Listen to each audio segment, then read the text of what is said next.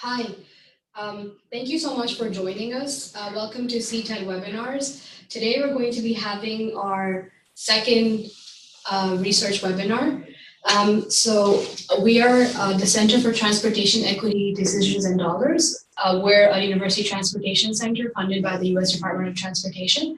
And our focus is mostly transportation policy, equity, accessibility, and different issues related to those topics. So today's webinar will actually be conducted by two of our PIs that have been funded by CTEDD to conduct this research project. The first person is Dr. David Weinreich. He's a postdoctoral associate with CTEDD at the University of Texas at Arlington. His work examines the role governance systems play in affecting transportation service, with particularly service connectivity and cross-agency coordination.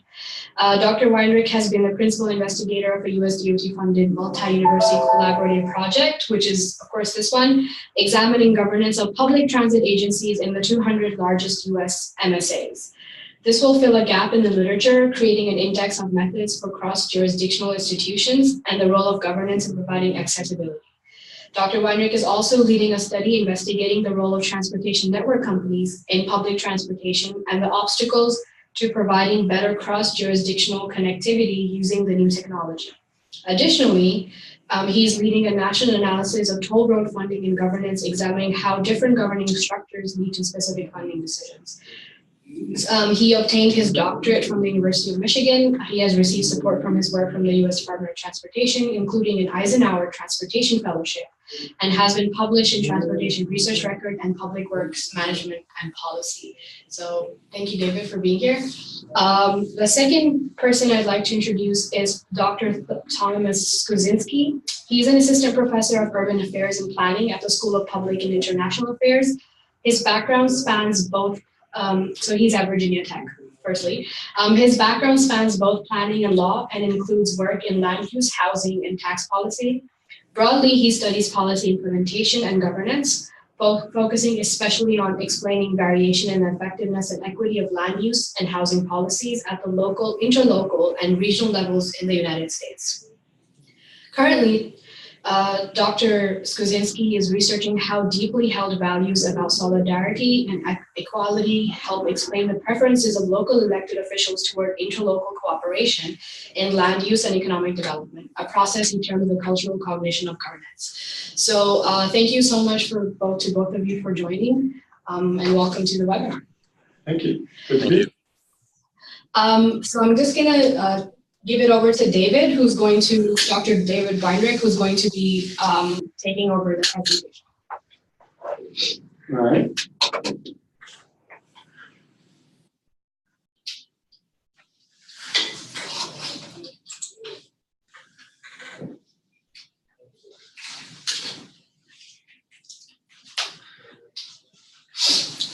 Well, I'm glad to be here today. I'm presenting a study that we did over the last year, looking at the connection between transportation governance and policy.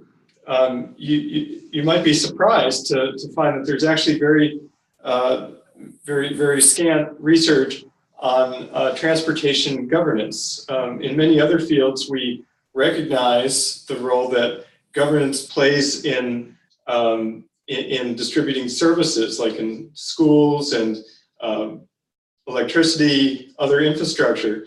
But for some reason in transportation, our research looking at the role of governance is minimal. But it's very important, and most public officials recognize that. As you can see from this map, the red areas of the Dallas area rapid transit system are they are the areas that were decided not to join the system, whereas the green areas did join at some point in time. And you can see how the routes, which are the purple lines, only go to the areas that are part of the system. which wouldn't surprise any public official, just because there's no funding to provide transit to the other areas. So the areas served by transit, the areas not served, are very important, as are the divisions within a single metro region of which areas are served by which transit system. So that's what we look at a lot in this study, just to provide a schematic view of what we're looking at in this study. This is a typical metro region with lots of different local governments. Those are all the gray squares there. And it can be divided in different ways. For example, these are the counties in this region. And then these are the transit agencies. And there's different ways that those transit agencies can be laid out. So in this view, the 3 transit agencies in this region serve only 86% of the population. But notice how they're all next to each other. So it is possible to have transit service go from one to the other if those agencies are able to coordinate across agency lines. This region, it would be a little bit more difficult. Those agencies are not contiguous, and one of them overlaps. So it'd be easier for the one that overlaps, not as easy for the one that's far away. And then the ones that overlap, still you would have coordination issues between the two of them, providing service from one to the other. Yet the regional economy covers all these areas. For the rider doesn't really care which agency is where. The rider just wants to get from home to work. And then we have the MPO, which encompasses all of these areas and has the ability to coordinate them if policymakers on the MPO's decision-making board are interested in doing that. We did in our study, we looked at 200 metro regions in the United States, and I'll get into the details more in a minute, but you can see just from this descriptive data just how much variation there was from region to region. We had some regions where there was just one county, like in Chico, and then we had other regions, and also notice the regions on the top, I should say, are the largest regions. The ones on the bottom are the smallest. And you can see that in New York, we had 21 counties, 15 transit agencies. LA is a smaller region than New York, and it had more transit agencies than the New York metro region. And then we had some regions where there was one MPO, like in Los Angeles, and then other regions where there were multiple ones, like in New York, 5 MPOs. So that makes it very difficult to coordinate across the region. So we were looking at the link between variation in metropolitan public transportation system governance and variation in transit system equity and efficiency, or at least that's our long-term project. And this project in particular was focused on the one on the left, variation in metropolitan transportation system governance. Some of the questions that we asked are can fragmented transit systems develop regional governance? Which modes of governance lead to better outcomes in terms of system integration, service equity, service efficiency, and which aspects of governance are the most important to system outcomes? Those are our long-term questions. We did not look at the system outcomes in this study. We focus on the governance aspect, but this study leads the way for more study on the outcomes. So our long-term research agenda would be looking at some of the additional measures of outcomes, like accessibility, connectivity, coverage, economic growth, and marginal costs, among others. And in the long term, we would be interested in looking at something that's applicable to any region in the US or internationally. Formal institutions of governance, develop measures to promote interregional comparison, and something that's grounded in the governance literatures. So for this study, we look specifically at the governance aspect. And we look in particular at formal governance. There's also the question of norms, which, for example, just leaders making deals with each other that are not actually written into law. So this study focuses on rules and formal institutions that can be measured and that are consistent over time. We focused on that so that it was easier to measure, and that should pave the way for additional study on norms. So we asked the question, how can we tell if a region is regionalized? How can we measure that? Can local units act independently, or can they opt out? And there has been previous literature looking at that, some of it looking at autonomy, some of it focused on transportation funding and schemes for funding at the local level, and also some of the impacts that local funding may have on the system as a whole. Can we tell if a metropolitan public transportation system is regionalized, and what degree are boundaries overcome? And so we looked at some of the governance theory, like public choice theory, which actually makes the argument that more regionalized is not necessarily good.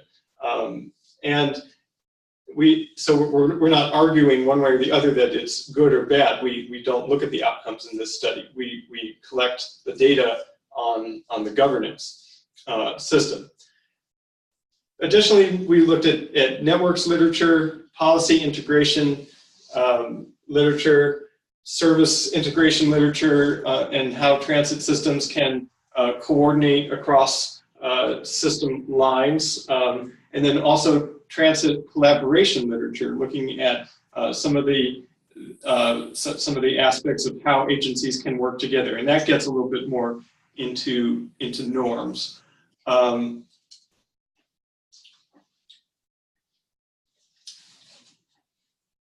As well, we looked at multi-governance literature, which looks at different levels of governance and how decisions can be made at each level, and how higher levels of governance are able to make decisions for a region that lower levels might not make, or might feel incentives not to make, because they're focused on maintaining resources at the local level. For a given local government, we ask to what degree are boundaries overcome. We look at different methods for overcoming them. For example, interagency agreements, representation on multi-jurisdictional transit boards or on MPOs, and our higher scale organizations making decisions, such as state funding, multi-jurisdictional funding, state governance, or multi-jurisdictional governance. And additionally, can local units of government opt out of the system entirely? And that could be either in terms of governance or in terms of funding. And that's like the issue that we were looking at before with the DART system. Areas in Texas can easily opt out. So that has a strong impact on the system as a whole. And as well, since I know a lot of people here are listening from Texas, you also might be aware that the local units of government have a cap on how much they can raise taxes at the local level.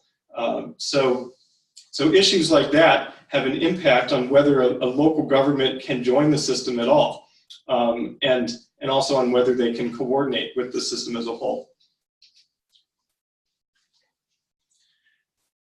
So just to clarify some of the different metropolitan units that we looked at as we were choosing our unit of analysis, we looked at the possibility of using a combined statistical area, and using a metropolitan statistical area, MSA, or using an urbanized area. And ultimately we chose the metropolitan statistical area as our unit of analysis because it's large enough to encompass different types of land areas, different densities, yet it was also large enough to encompass a regional economy and regional travel patterns, which is something that the combined statistical area was so big that it didn't have as much variation on the edges of the region, whereas an urbanized area was too small and just focused on the areas that were of a certain density. And really what we're trying to show is we're trying to look at the institutional barriers and facilitators to travel patterns across an economic area. So the metropolitan statistical area was ideal for that. We looked at the 200 most populous regions in the United States. These were the regions that we chose. We chose 200. It was somewhat arbitrary, but we wanted a large enough number that we could compare across regions and make lots of comparisons, and show enough variation across regions. If we had done any more than that, we would have had diminishing returns, as the variation would have declined for say the next 100 regions or the next 200 regions below 200. Some of those regions are very small, just have one county or even one city. But for the 200, we had quite a bit of variation. We covered 47 of 50 states, 23% of the US land area, more than 80% of the residents, and more than 75% of all jobs in the US.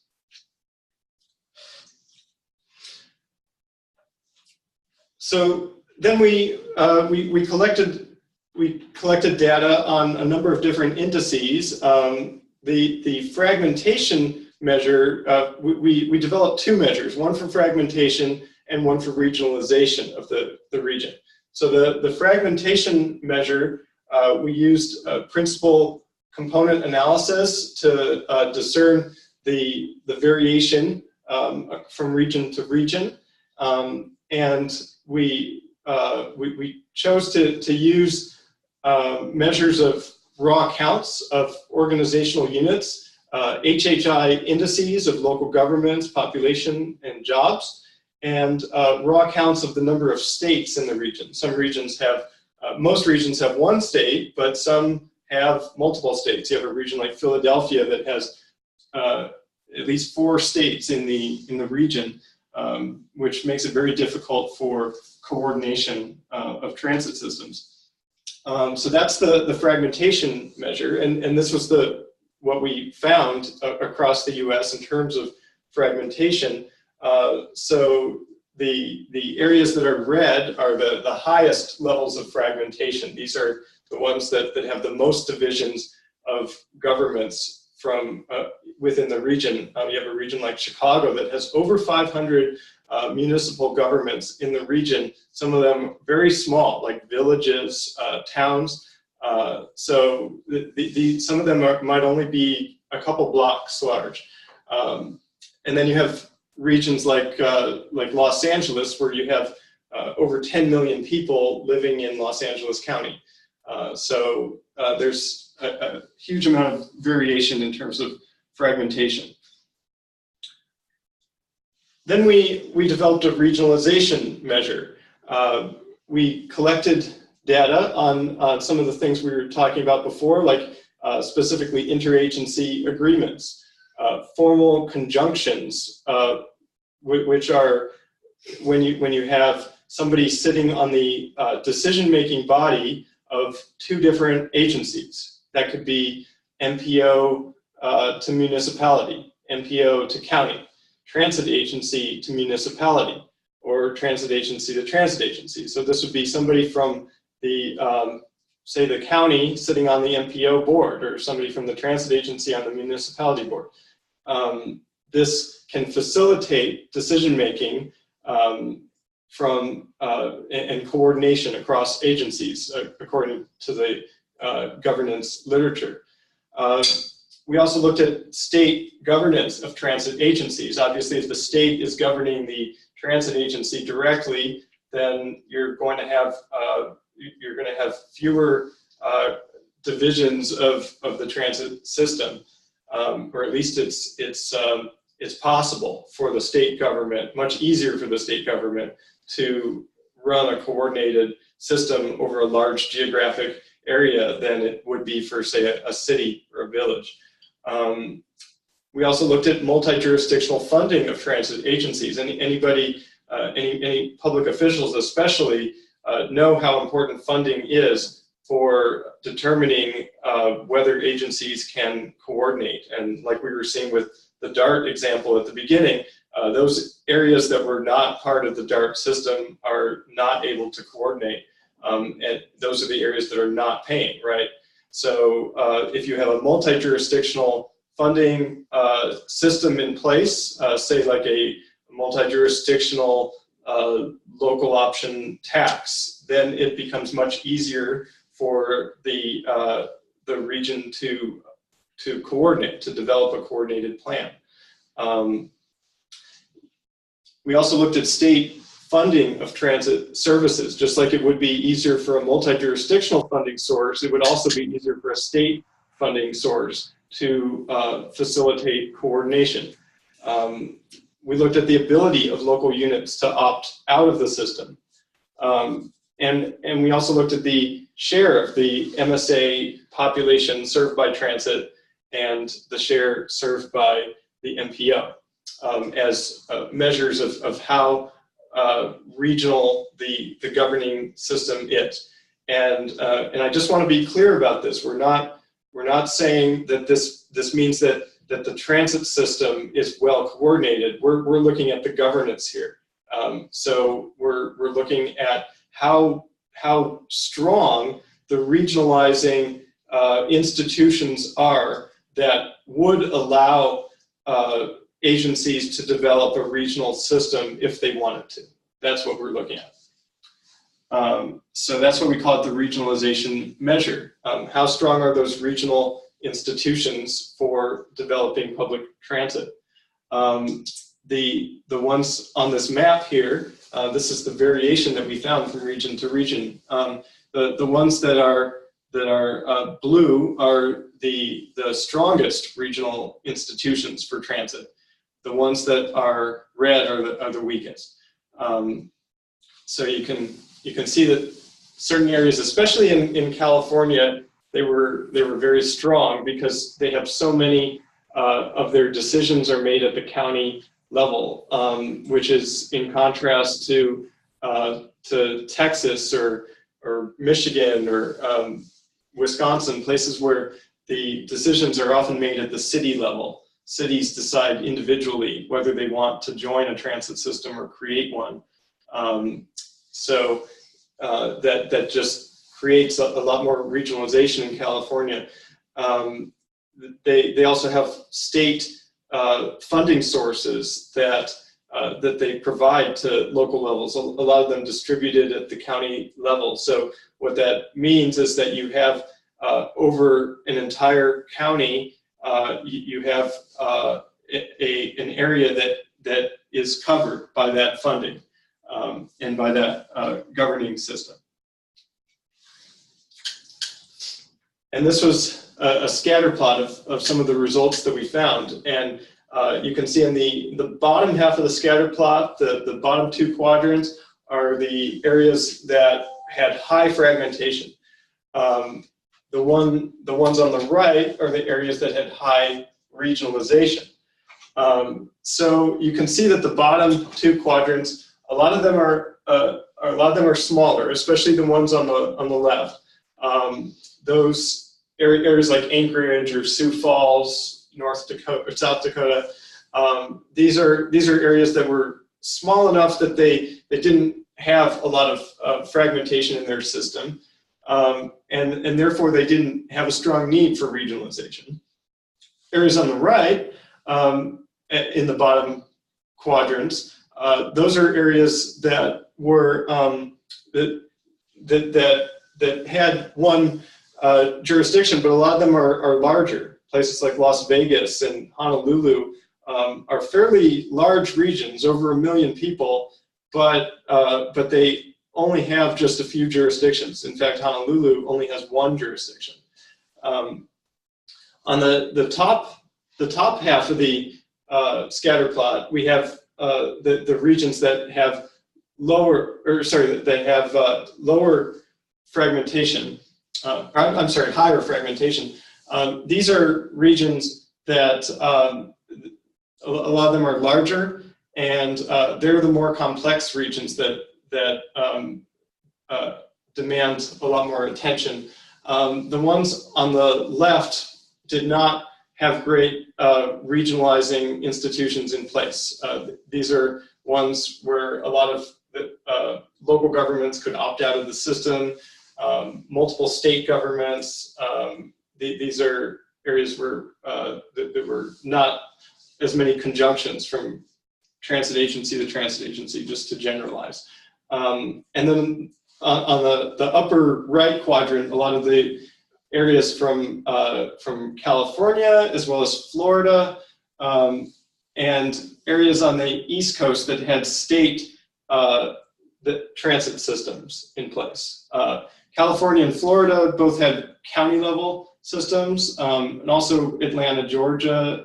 Some of the ones in that area have county level systems. So that upper right hand quadrant, we have the ones with county level systems and state level systems.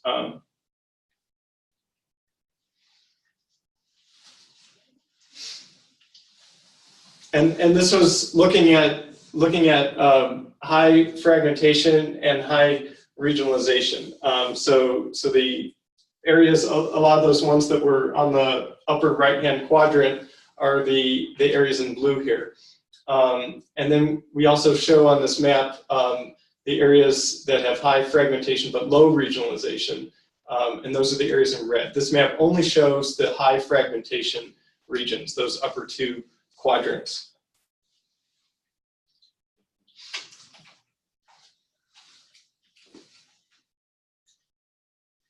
And then this shows the data that we collected looking at the Dallas-Fort Worth region. We can see from this map that this shows where the transit agencies are serving, and you can see how many of the areas are not served by this map. That's the most striking thing about this. And a lot of those regions that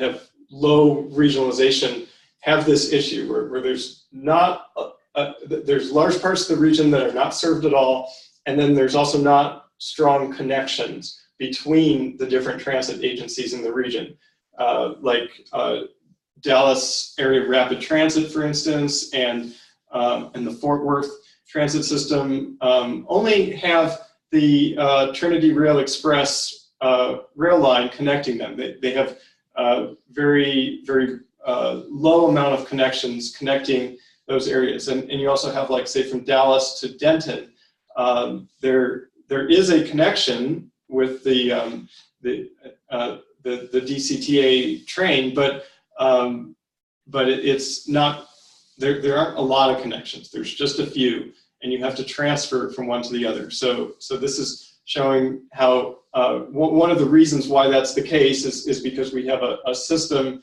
that does not have strong geographical or governmental connections between the two agencies, nor funding sources. They have different funding sources as well. This map is looking at the Southern California area for contrast. Notice on this map how the entire county is covered for Los Angeles County and Orange County. So within each county, there is strong coverage. There is also, you can't see it on the map, but there's some vertical integration. The Los Angeles County transit system, it provides a lot of the funding for the local transit systems that are those black lines within LA County. So you have a county level system, and then you have city level systems, but the city systems are connected to the county system, at least through funding and sometimes through board memberships. Same in Orange County. But the challenge that they have, you can see on this map, is that they don't have strong connections from one system to another. And they're sort of divided at the county line. And same is true for their funding structure. They have different sales taxes in each county, but they sort of plan in parallel. So the next steps for our research is we will continue the validation and refinement process of the data. We will look at analysis of correlation between the index and transit service outcomes. That's something that will be made possible by this data that we've collected. We would like to strengthen the index over time by expanding into norms, since this index was focused on formal institutions.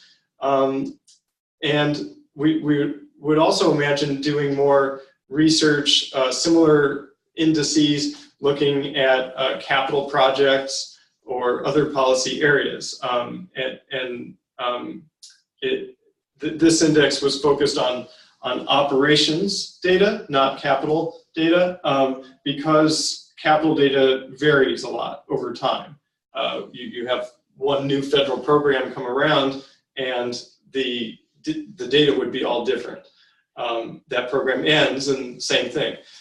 So this looks at operations, but it would be interesting to do a similar analysis looking at capital projects over a long period of time. So these are just some areas that we could imagine doing future research on that will be made possible by this index. And as we look at more outcomes from the data, we can also imagine more research into some of the equity challenges that come about because of the governance system. Like, I guess I could go back to the Dallas slide. Like for example, if you wanted to get from Dallas to Tarrant County, and you were dependent on public transit, how easy would that be if you had a job that required you to go from one to the other? So there are definitely some equity challenges looking at those service gaps and ability to integrate transit systems and how that connects to governance and institutions. So I think we'll leave it open for questions. Yeah, thank you, David, for the presentation. So all of the viewers can actually either go to the Q&A option at the top, or there's a chat option. If you have any questions, we would, both Dr. Weinreich and Dr. Skuzinski would be interested in asking.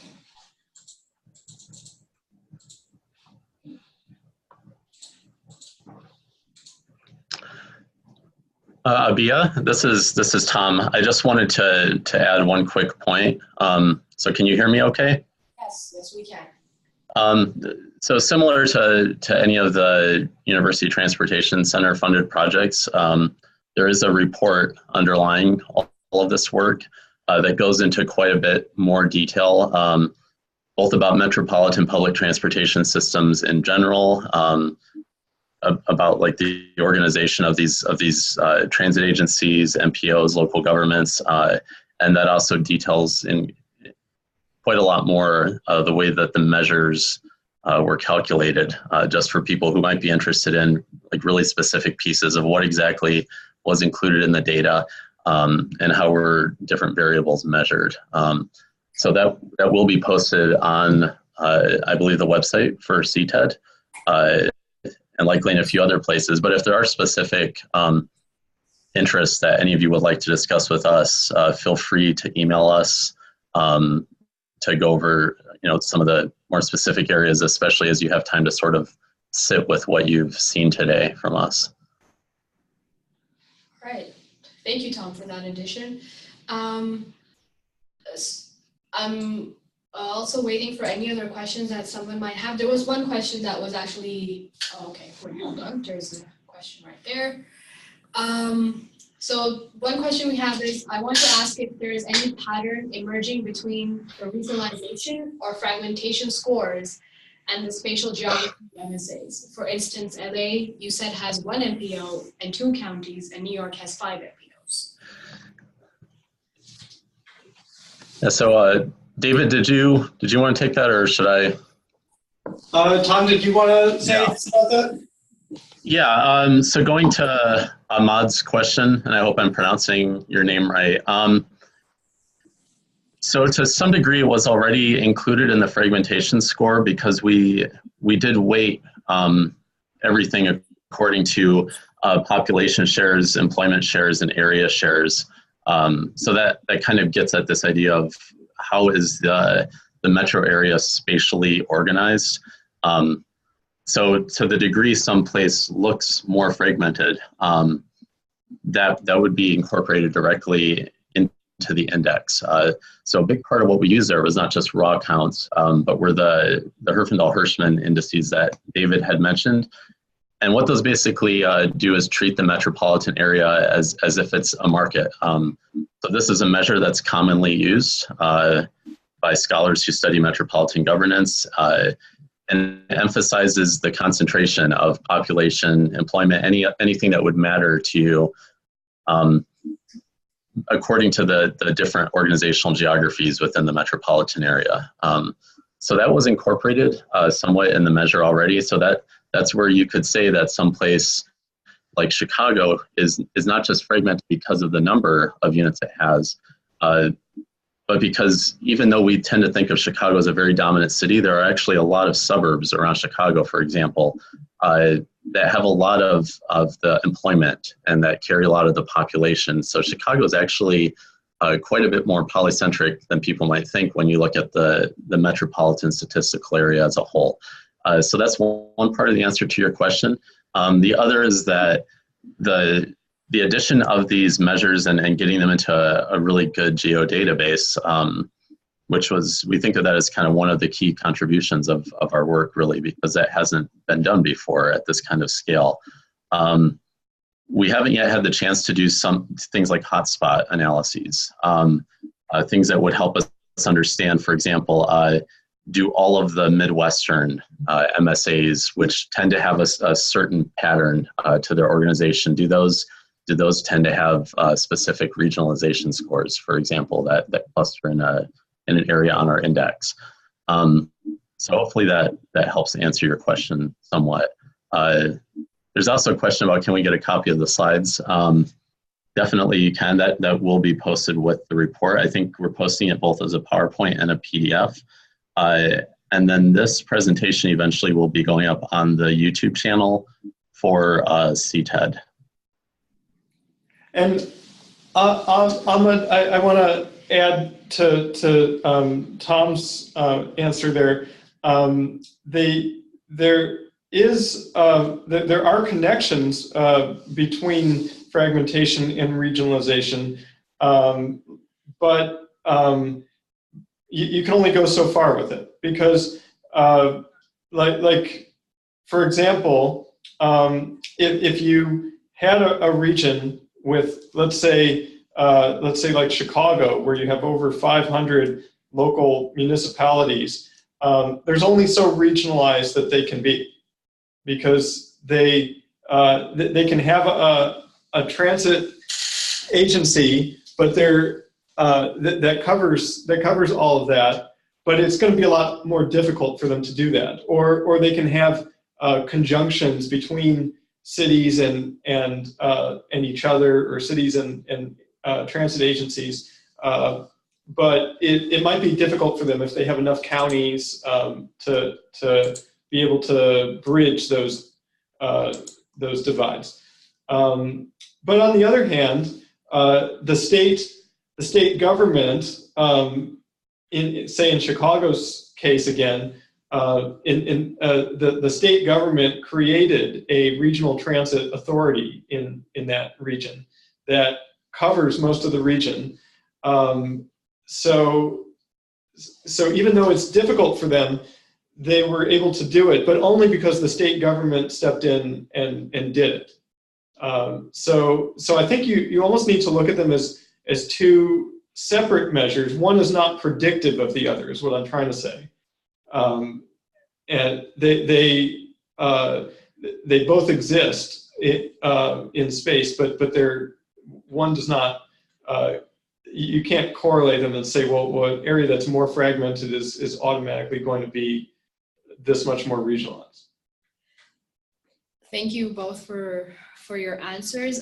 We have two more questions actually. The first one is, you may have mentioned, but I wonder if regionalization and fragmentation affect each other in a linear way.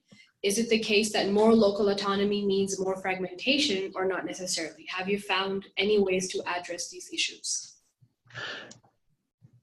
Yeah, and I can tackle that one. I also noticed a question from Scott here about the practical applications of this for local officials. So I'll try to address both those questions, and then David, I'll leave it to you to add on to that.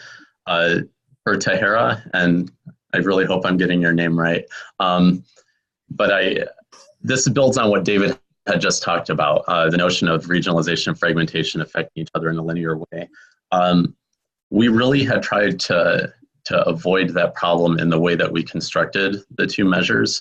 So you can't necessarily say that having more fragmentation leads to more regionalization. Rather maybe a good way to conceptualize it would be to say, if you imagine you had a circle, for example, and that was how much fragmentation that you had in a given area, you could say, well, then to what extent have these different regionalizing measures we've discussed, the different interagency agreements and what have you, to what extent have they been able to overcome the fragmentation that does exist? So it's, for each place it's going to be different. You can have a place that has really high fragmentation that has not overcome that at all with its regionalization. So we get a very low regionalization score. You could also have a place that's highly fragmented that actually has overcome it very well. And if David, if you went back on the slides to the map that showed that isolated just the highly fragmented MSAs, I think that gives you a pretty good visual to show that there's quite a bit of difference between, like you can have very, very regionalized places within that. Yeah, that one right there. And very fragmented ones, just within that band of places that are all considered highly fragmented, like fragmented above the average. So I hope that helps. We're also considering it as part of future research ways that we might use the data that we have in other ways to create different kinds of indices. And so this is something where, if you're interested in the work we're doing, to the extent we're producing peer-reviewed articles and other guides for public officials over the coming year, there's different ways basically to do this measure. I don't want to get into like the details of it, but that's one of the things when David mentioned refining this and improving its validity over time. that's a pretty involved outreach process of saying, does this pass the gut check of public officials? Are there other ways that we might weight different variables differently because some are proving to matter more than others? So this is very much just a first swipe at this. We think there's a lot of valuable information here already, but it's definitely a project that's going to be evolving over the coming months. So we hope that if you're interested in it, you'll kind of track it with us through the CTEDD website and through us reaching out to you. So let me add to that. So this measure that we have here looks at 12,000 municipalities. I forgot to mention that before. Yeah. So we collected data on 12,000 municipalities in the U.S. It has primary information that we collected of the conjunctions, board memberships, interagency agreements that were in place. We did a survey to collect the interagency agreements, as well as called transit agencies. And we also have data looking at the funding sources, and we looked at funding that was in place in each state and each local area.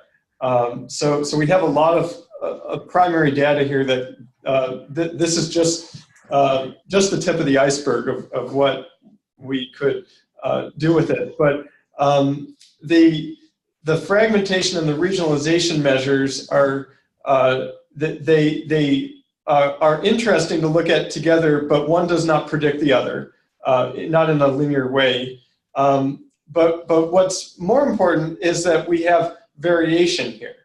This is designed to show variation from place to place, and I think that person that asked about what can this do for elected officials or for public staff members, we have a lot of data here that can show how fragmentation or how regionalization, and maybe how the two together affect the policies that they can make. So, for example, look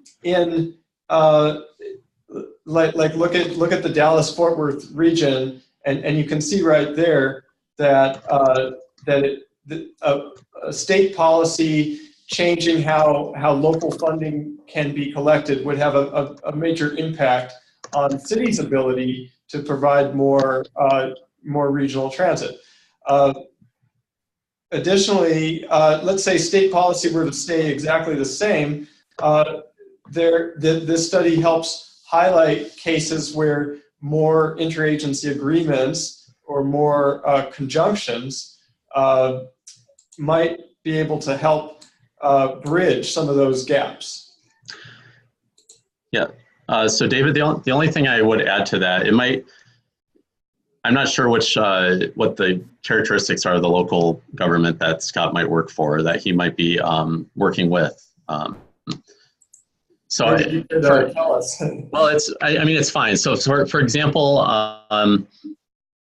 I think a lot of the benefit of this, beyond what David just said, is going to come out as we look at how variation in not just the overall measure, but in the different components of it relate to outcomes for the system as a whole, as well as outcomes that could even drill down lower than that. So looking at the outcomes for a specific local government. So you can actually gain a lot of insight from our data as to how integrated your local government is to the regional system through which transit agency it's nested in, through the agreements that transit agency might have with others, through whether you have a seat on the transit agency board, and you could go on from there.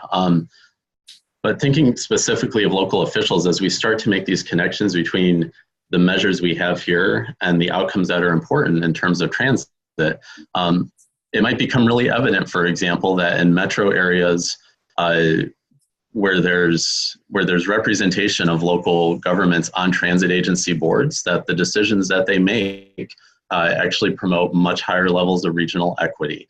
And so then that gives you something that you can then bring to your COG or to another group that's representing to you. You could advocate for this as something that's actually important. So one of our goals is to, over the course of the coming months, as we start to really use our data to understand how governance impacts outcomes, would be to give you an evidentiary base as a local official, or as someone who works at a regional intergovernmental organization that has local officials on it, or as someone who works at a municipal league where you're representing the interests of local officials.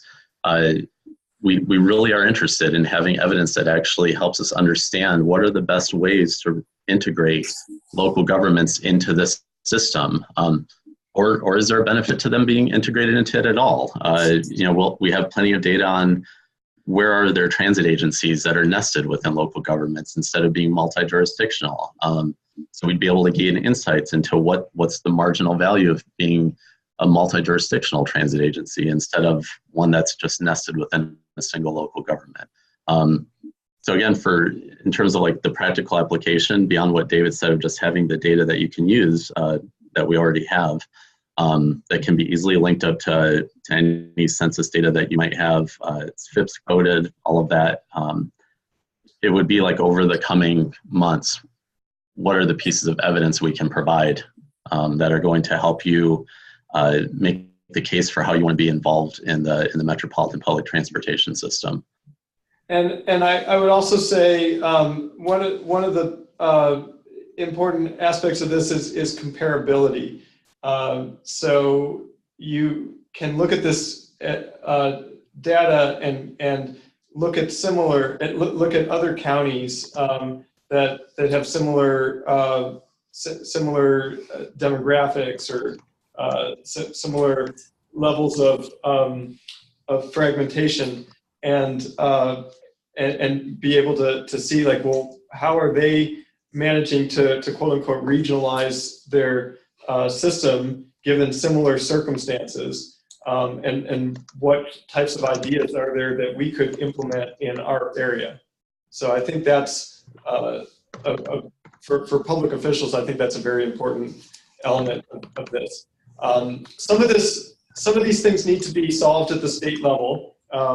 So it would be difficult as a city council member to be able to fix, say, that the tax cap, for instance. But some of these things can be solved locally, like more conjunctions, more people serving on boards from one agency to another, and also for interagency agreements. There's a whole range of interagency agreements that we collected for a lot of different regions on things like fare collection, for instance, or shared use of the same facility, or scheduling that coordinates from one transit agency to another. So these are the types of things that, like, let's say in Denton County, you might be able to implement some of those things by just signing a contract with DART or agreeing to have better coordination. So just to offer you a few examples, Scott, of what you might be able to do. But of course, we'd certainly be happy to talk with you more later if you want to discuss it further. We have a couple of more questions. It says, I wonder also if you have captured state statutes that allow a certain degree of local autonomy. Did you observe any relation between the states that grant significant local autonomy to their local governments and the regionalization or fragmentation scores attributed to the MSAs that are in those states? Yeah, so I can tackle that question, David. I think that's a really great question because very early on, David and I had a conversation, quite extensive one over many weeks, about how we might incorporate ideas about local autonomy. And this has been very central to other research that I've done apart from the CTEDD work, things like home rule and Dillon's rule, right? Or looking at enabling statutes.